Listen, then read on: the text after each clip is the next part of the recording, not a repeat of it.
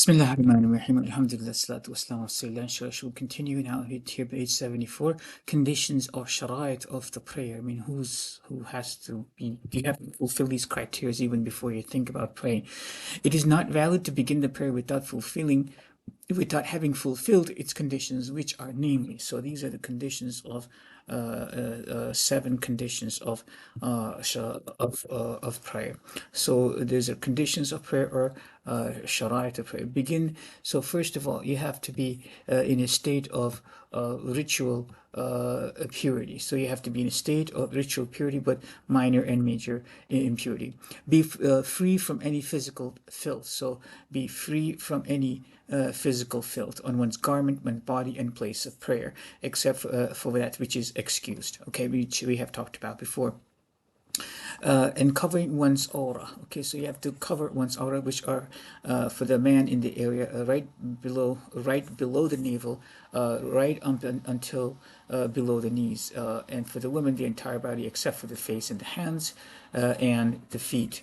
The nakedness of the slave is the same as that of a man, except for the abdomen and the back, which are part of her nakedness. Okay, facing the Qibla. So you have to face the Qibla itself for one in Mecca who can see the Kaaba, or in the direction of the Qibla for others. Okay, and then you have to have the prayer time, the entrance of the prayer time, and then you have to have the intention of the prayer, which is in the heart, and the tahrima, the opening Allahu Akbar of the prayer, the place of which is the tongue.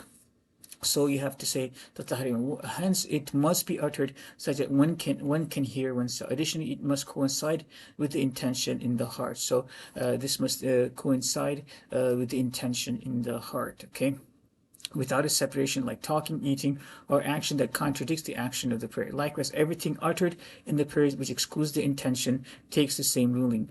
So one should give it due consideration. Okay, all right. This thing about there being no filth in where is the go? Free from filth, right?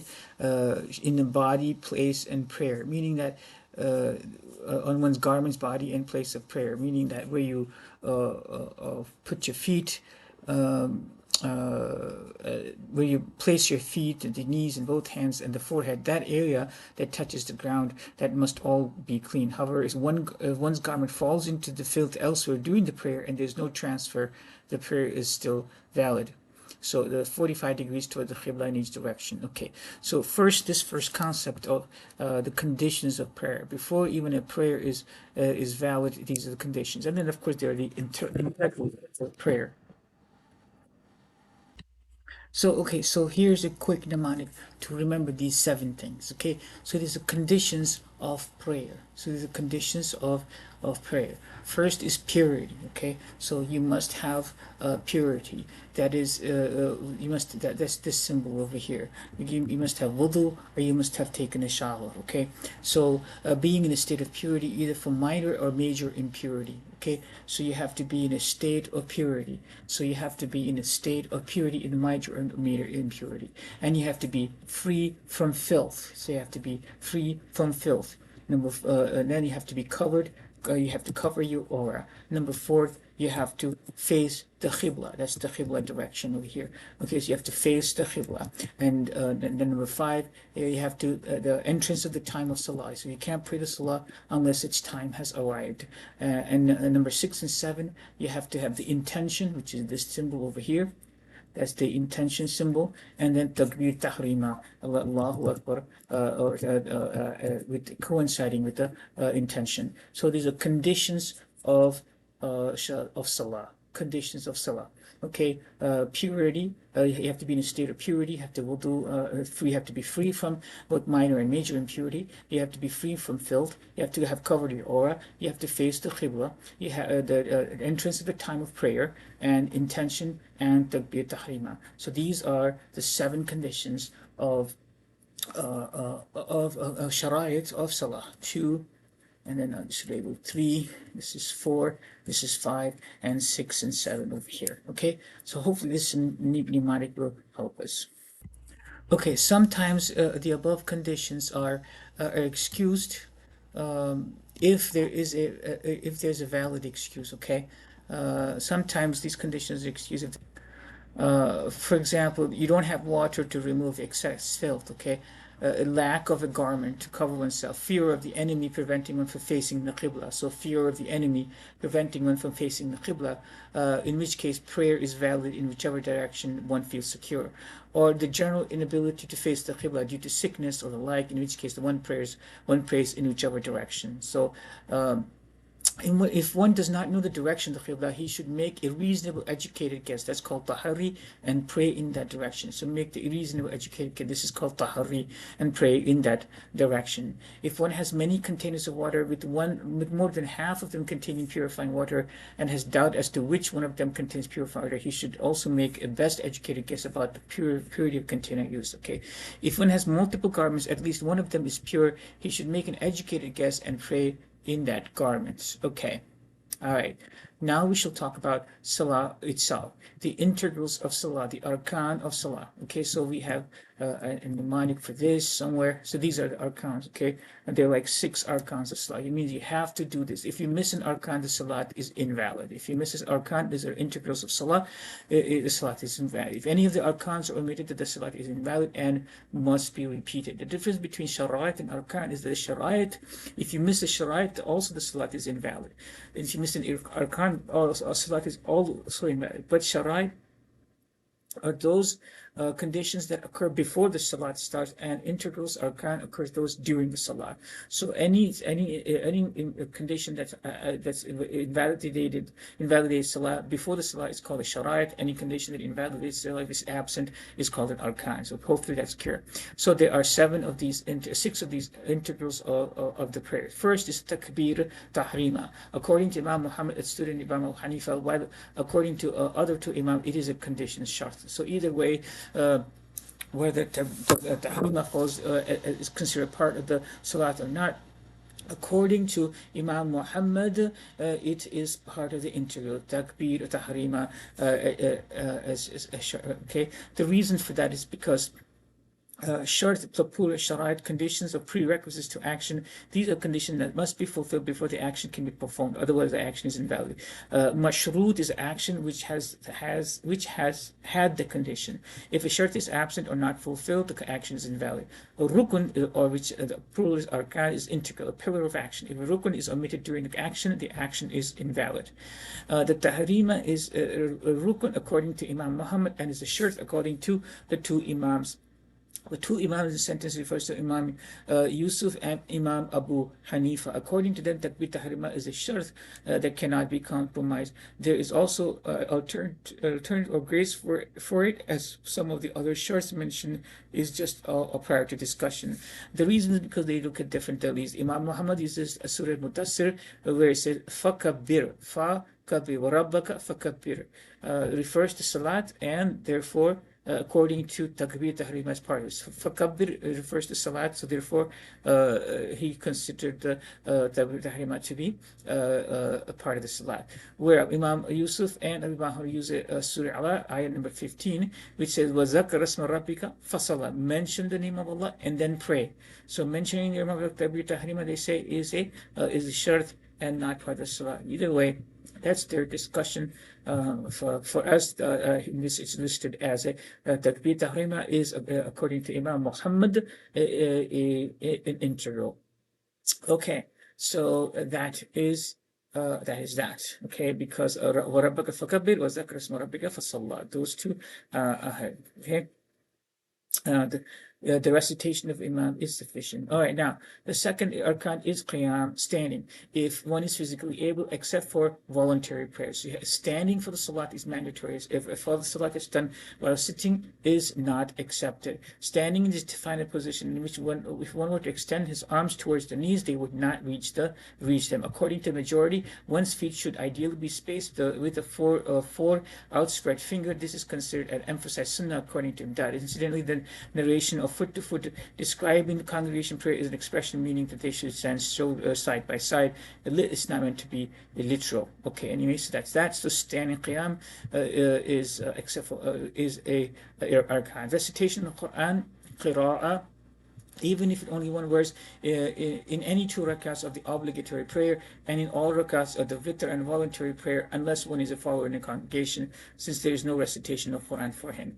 And ruku, and then sujood, namely with one's forehead, both hands, both knees, and bottom of the toes of both feet, bottom of the toes of both feet. Okay, so all right. Note that anything besides the farz prayer can be sitting, except for the two sunnah of fajr. They must be performed standing. It is the most strongest of the emphasized sunnah. Um, so the ayahs, the shortest ayahs, at least of two words, such as thumma nazar, that could be an ayah, okay, in order to fulfill the obligatory for integral. Also, the recitation must be done in a standing position, as mentioned above, uttered such that the person should be able to hear himself in a quiet environment, okay. If the follower recites Quran behind Imam, even the Fatiha, it is deemed prohibitively defied, makruh tahrimi. Rather, he listens attentively to the Imam. Okay. Knows the hadith, La salata liman lam yaqra bi Fatihat al-kitab. This is in Sahih Bukhari. Is khabr wahid. Okay, compare this to the ayah of Surah Araf. Is a qariya Quran fastamiu lahu wa ansitu la'allakum tarhamun. Okay, so when the Quran is recited, listen to it attentively and be silent, so you may sure be shown mercy. Bound ruku is defined as bending back to the extent that if one were to extend his arms toward his knees, they both reach them. It is obligated to place both. It is obligatory to place the following limbs on the ground. Part of the forehead is fard. All of the forehead is sunnah. One hand, one knee, and part of the toe of the foot. Okay, this fulfills the minimum valid prostration. The prostration is not valid unless unless the head bears the weight of the head. Also, the place of the forehead cannot be elevated above the place of the feet more than 25 sana. Also, both prostrations of each rakah are obligatory. Both are obligatory. Two prostrations. It is wajib to place most of the forehead. The wajib is most of the forehead, hard part of the bone of the nose, both hands, both feet, and toes on the ground. So, understand the difference between wajib and fard of sujood. It is wajib to place part of the forehead, one hand, one knee, and part of one of the either foot. Okay, one, and part of the forehead. But it's wajib to do all of the forehead, both hands, both knees, and both toes like that. Okay, and it emphasizes and place bottom of the toes on the ground such that they face the qibla. Okay, so but here we're talking about the fara'id. So those are the fara'id. Okay, so. And then the final sitting, qa'idatul akhirata, for the final sitting for at least the length of the tashhaddud. So you have to sit in the final sitting for at least the length of the tashhaddud, okay?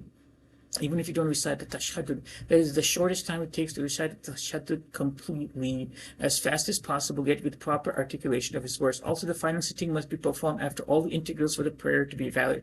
For example, if one realizes after the final sitting that a prostration was omitted, he would prostrate and then repeat the final sitting and then perform the forgetfulness prostration. Otherwise, if he does not repeat the final sitting, the prayer would be rendered invalid. Okay, you have to do the final sitting after all the arkans have been completed. If they're not, then you have to complete the arkan and then do the final sitting.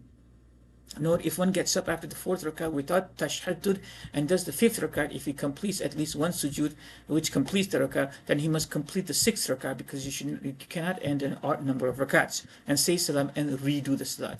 This is because the final sitting is arkan, and if an arkan is missed, the salat would have to be redone. Okay, that's because on the fourth rakat you just got up and you did not do the tashhaddud. Okay, bowing is defined as bending the back to the extent if one were to extend his arms towards his knees, it could reach them. So okay. And then there's sunnahs of ruku, to hold the hands with fingers widespread. Okay, so these are the 6 arkans of prayers that you have to know. The first is the takbir tahrima. Okay, and the second is standing, takbir takrima, Allahu Akbar tahrima, and then second is qiyam, takbir tahrima. Second is qiyam. Third is recitation of Quran, qira'at Quran, even if one verse. Fourth is ruku. Fifth is sujood, and ruku, sujood, and qa'idatul akhir, the final sitting, Takbir tahrima, standing, qira'at Quran, ruku, sujood, and final sitting. So one more time here. Let me just read this. All right. Very important. Integrals or arkans of the salah, the tahrima. Takbir tahrima is number one. And number two, qiyam is number two, standing is number two, recitation of Quran is number three, ruku is number four, sujood is number five, and final sitting, qa'idatul akhirah, is number six. It's obligatory for the prayer to end the prayer on his own action. It is mandatory, wajib, that his action be saying the word as-salam. Saying salam is wajib, okay, as well as we mentioned below, okay? All right, so this is completed. Okay, now we talked about that. All right, now note, placing at least part of the forehead is fard. If you just place the nose and not the forehead, the sajda is not valid. The arkan will be missing.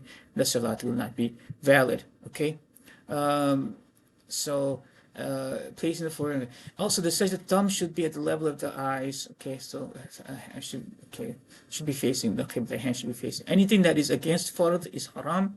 Anything that's against wajib is makruh tahrimi, and anything against sunnah is makruh tanzihi. Okay. We got this. Okay. Anything to place the following on the ground, part of the forehead. Okay, we got this. We got this preparation. And if a person in the fourth rakat, but he's not absolutely sure that he's in the fourth rakat, he makes the best guess. Again, tahari. Okay. So, and then goes with that. If he's confused, then he'll take the rest and then complete the salah. Allah will forgive the forgetfulness. The forgetfulness is forgiven.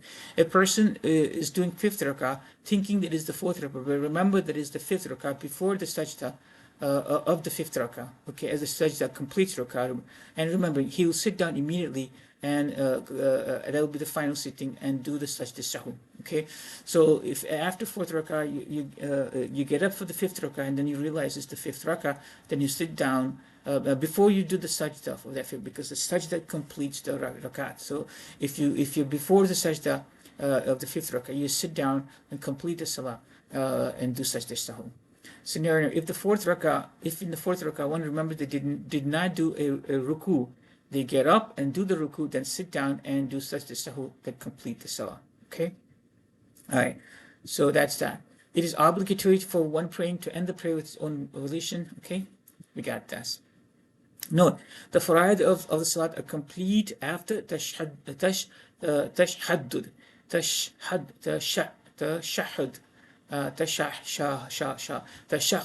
So if wudu is nullified after tashahhud, the person does not have to repeat the salah. If it is wajib to repeat, but not fard to repeat. If the time of the salat expired, for example, he does not have to repeat that salah. Okay, so salat is kind of complete after tashaddud. Okay, so mandatory requisites of salah, the wajibat of salah. For that which is wajibat, I have this beautiful mnemonic, and I've gone through this mnemonic somewhere else, but I will do this again here. So these are wajibat. If you miss a wajibat, you have to do a sajda sahu. And among them are the following.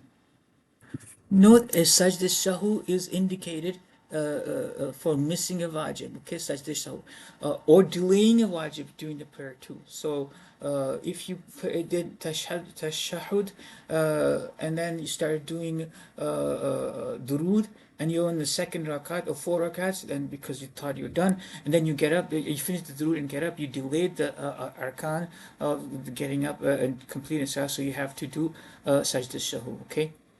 All right, let's do the wajibat. These are the wajibat of the salah. Among them are the following. Okay, to say Allahu Akbar. See, you can say the tahrima could be any phrase of praising Allah subhanahu wa ta'ala. But to say specifically Allahu Akbar is wajib, as opposed to other phrases of remembrance. Okay, 181.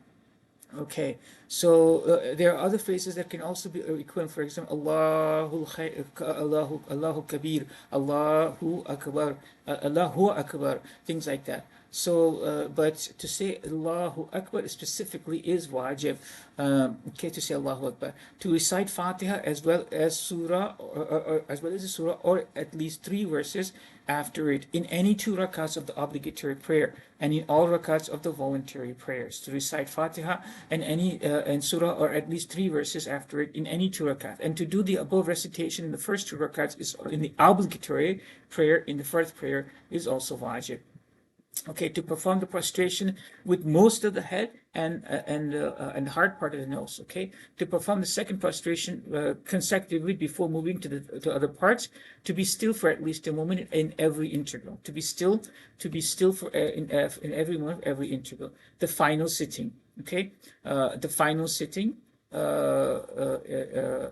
The first sitting, okay, the first sitting after 2 rakah sitting, okay, to recite the entire tashahhud, to recite the entire tashahhud in both sittings, to recite the entire tashahhud. In fard, you don't have to recite it, okay, you can just sit quietly for that period of time. But to recite the tashahhud in both sittings is wajib. To say the word as-salam when finished in the salat, to recite the qunut in witr prayer, and to recite the 6 extra takbirs in the Eid prayer, that's also wajib. For the Imam to recite the Quran out loud in the first 2 rakats of the loud obligatory prayers, and for the Imam and the one praying alone to recite the Quran silently in the rakats, in the other rakats of the obligatory prayer. Okay. All right. So. How long is the pause? To recite, brief pause between each arkan. It is. For a time you have to say Subhanallah once, okay? All right, so what is twice when reading the prayer, one being Assalamu alaikum wa rahmatullah, okay? So saying both salams, Assalamu alaikum wa rahmatullah, Assalamu alaikum wa rahmatullah, okay? And this first rakah and 3 in second. So these are the extra 6 takbiras of each salat, 3 in the first rakat and 3 in the second rakat, each one being mandatory. And then we know how it's done in the Hanafi school. Okay. All right, so let's just go. This is the mnemonic here again. So to recite takbir tahrima as Allahu Akbar and not any other words of praise is wajib. To recite Surah Fatiha and a surah, or at least 3 verses from the Quran, 3 ayahs from the Quran, is also wajib. And to do this in the first 2 rakats in the fard, all of this is also wajib. To place the most of the forehead and some of the nose when in sajda is wajib. To do the second prostration before moving on, that is consecutively after the first one, is also wajib. To pause or be still at least for a moment in every integral is wajib. To do the first sitting is also wajib. And to do tashahhud in both sittings, to do tashahhud in both sittings, to end the salat with salam, and to say qunut in witr, and to say 6 extra takbiras in each salat, and to recite loudly in the first and second rakats for the imam, and to recite silently in the third and fourth rakats for the imam and for the musalli in all the fourth in all the rakats. Okay, so those are all the wajibat, inshallah. Okay, emphasize the sunnah of the prayer. I have separate videos for this as well. This is the emphasized sunnah of the prayer. Let me just go through with this again. Emphasize sunnah of the prayer: to raise the hands parallel to the ears before tahrima, to raise the hands parallel to the ears before tahrima, to keep the fingers slightly spaced, for men to place the right hand above the left hand under the navel, and to say the sana, to say the tahmeed, to say ta'awuz, to say sana, to say ta'awuz, and to say bismillah before Fatiha in every rakah, and to say ameen after Fatiha, as well as Rabbana wa lakal hamd, which is tahmeed. Okay, that's this tahmeed. And then to say sana, ta'awuz, and bismillah and ameen and tahmeed silently, and for the imams to say the takbirs loudly, and for the imam to say the takbirs out loudly. Okay. And what do we have that? To say the takbirs going into bowing and prostration, and when they're rising from the prostration, that's the timings of the takbir, you say the takbir, and to recite Fatiha in the last 2 rakats, in the third rakat of Maghrib, to send durud, to send blessings upon the Prophet in the final sitting, and to make a supplication afterwards, and to turn one's head during the salams, and with the intention to greet the angels of congregation and the imam. So these are the emphasized sunnah of salat, which I have also covered in a separate video. So that's why I'm not doing this clearly. Now, just to understand, there are two types of sunnah: sunnatul huda, and there's sunnatul zawaid. Okay. The Sunnah al refers to the essential guiding Sunnah practices of Prophet ﷺ, Sunnah of Ibadah. Then there are strongly emphasized and source of guidance. While Sunnah to Zawa'id, Sunnah Zawa'id refers to Prophet's extra customary habits like the unique dressing, eating style, etc. They are recommended, rewarded, but not sinful to be left if they are left. Is to distinguish them from mandatory, obligated for and emphasize Sunnah. So here's a breakdown of the Arabic terms referring to Sunnah. Sunnah al-Huda, Sunnah literally means Sunnah of guidance. These are further categorized: Sunnah Mu'akkada and Sunnah Ghair Mu'akkada. Sunnah Mu'akkada that he did consistently, and Sunnah Ghair Mu'akkada which he did occasionally. Okay, and Sunnah al-Zawa'id, these are basically his purpose, habits and customs, etc. Not necessarily meritorious to follow, but there's no punishment if left. Okay. Okay, there are other emphasized sunnah that are not mentioned in this particular list. To keep the feet about 4 fingers apart, because the Sahaba used to put their shoes there, and that's kind of length. To lengthen the first rak'ah of Fajr, only the Fajr Salah, while others prayers, the first and the second rak'ah should be approximately the same length. To place one's hands on one's thigh when sitting, such that the fingers are parallel to the knees without grabbing the knees. To point with the right index finger when pronouncing the testification of tashahhud, raising with la ilaha illallah and putting it down. For the imam, when standing in prayer, pronounce the second salam less loud audibly than the first one. For anyone to begin with the right when turning the head with the closing salams, and latecomer, the masbuq, to wait until the imam says the second salam before the rising to make up the missed rakas. Okay, in case the imam has to perform the forgetfulness sit. The following are emphasized that are specific to men, while women do not do the opposite. When bowing, men clench their knees with the hands and spread the fingers wide. Keep the legs straight without bending them, and bend over fully such that the head is even with the bottom, yet without raising or lowering the head. Women don't do the opposite. Okay. All right. The sitting positions, there are 2 of them. There's a iftirash, this iftirash and tawarruk. Iftirash and tawarruk. Those are 2 sitting positions. Okay. So we have covered all of this here. Okay. Here's an important thing. If someone forgets to make the niyyah and they started the salah, then they want to make niyyah, they can just say Allahu Akbar to themselves, and they don't have to raise the hand, because that's a sunnah, it's not for or wajib, if they do not want anyone to know that you're restarting the salah. This is so because raising hands is sunnah and not farz. Similarly, if someone does not want to raise their hands with their prayer, because they don't want the people to know that they're praying qada, they can just say Allahu Akbar without having to raise hands, because that's sunnah and not farz or wajib. Okay. Okay. Okay, inshallah, we shall elaborate on the emphasis sunnah not mentioned here further in the next video. As-salatu wassalamu ala rasulillah walhamdulillah rabbil alamin.